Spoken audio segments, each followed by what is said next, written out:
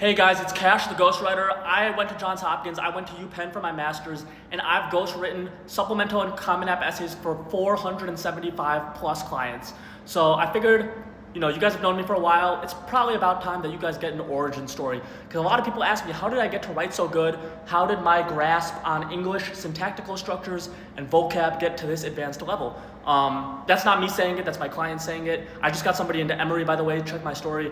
And so let me give you a little bit of an origin story.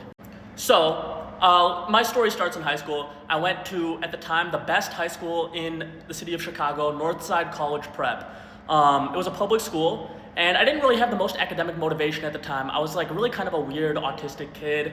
I wasn't actually autistic, but you know what I mean. I was very prepubescent because I'm Pakistani. I didn't exactly hit puberty until I was like 17 or 18.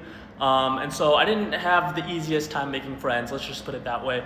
And so every day after school, a lot of the baseball kids, the popular like jocks or whatever, they would, hang out, go to people's houses. Like it was a vibe.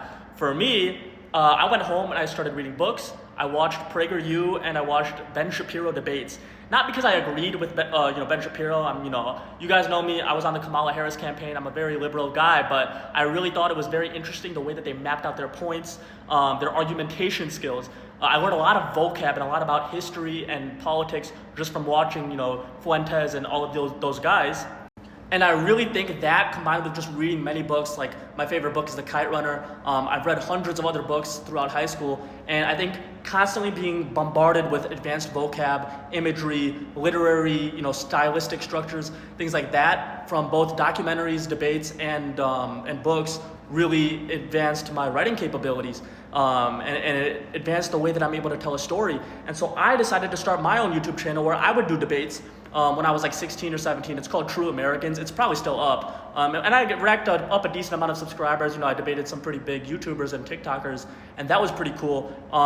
But mainly it was an exercise in learning. I didn't exactly make a lot of money off of that, but I was able to articulate my arguments and my thoughts a lot more effectively just by going through these debates and making videos and content for people. And it expanded my political knowledge as well. And I think that was very important for my story because eventually I started college, I was getting a little bit more developed physically, and so I was able to make friends a lot easier. I joined a frat at Johns Hopkins, but I didn't take the typical frat boy route and just like drink all day and party. I actually stayed with the habits that I developed throughout high school. I continued reading books, continued reading a lot of articles, watching debates, and that really, even further, that combined with my college coursework, even further expanded my articulation skills.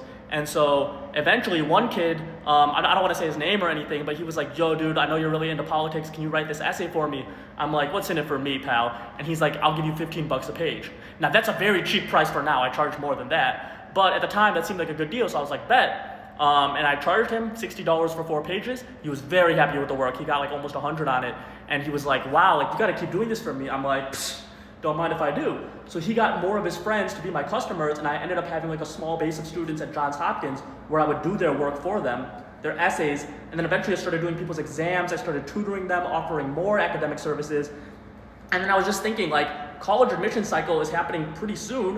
Why don't I help out, high school seniors get into their top schools?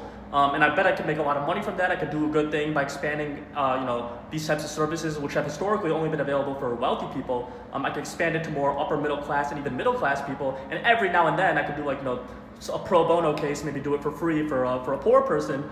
And so I ended up doing it more and more. I started posting on Snapchat, adding a bunch of people.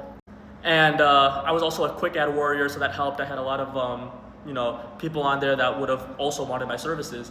And so that being said, I ended up, posting every day, and I got a bunch of clients off of that. And then this cycle, this is the first time I really did this on TikTok. I just posted a couple TikToks casually. Why not? Because, I finished UPenn, and everybody who was in my master's program at UPenn, they're struggling to find jobs.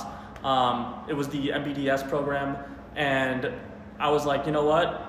I don't want to struggle to find a job. Let me just start my own business. Let me get around the system. Because I don't want to wake up every day at 8:30 in the morning for McKinsey or Bain and have a boss crack the whip on me. Get back to work. I don't want any of that. And so, might as well start my own business. And like, oh, also the way I got into UPenn, I kind of skipped over that. It's pretty crazy. Like the GRE, that's like the ACT, but for college kids to get into their grad schools, I barely even studied for that. Like I remember the day before, I was throwing a party with the rugby team, and I studied for like 45 minutes the day of the exam, and I ended up getting perfect on the math score and a 162 on the verbal, which is very, very high. And so, that helped me get into UPenn along with my writing skills. I wrote phenomenal essays for myself, and so that helped me out. And now I do this for other people, and my satisfaction rate is 99.6%. I have 475 satisfied clients, about 2 dissatisfied clients. I can deal with those 2, but I really, really care about making sure that I get everybody right and that I'm actually getting them into their schools. And so that's a little bit more about me. Now you guys know my personal life. Hopefully you're more willing to fork over a few dollars for some phenomenal quality essays.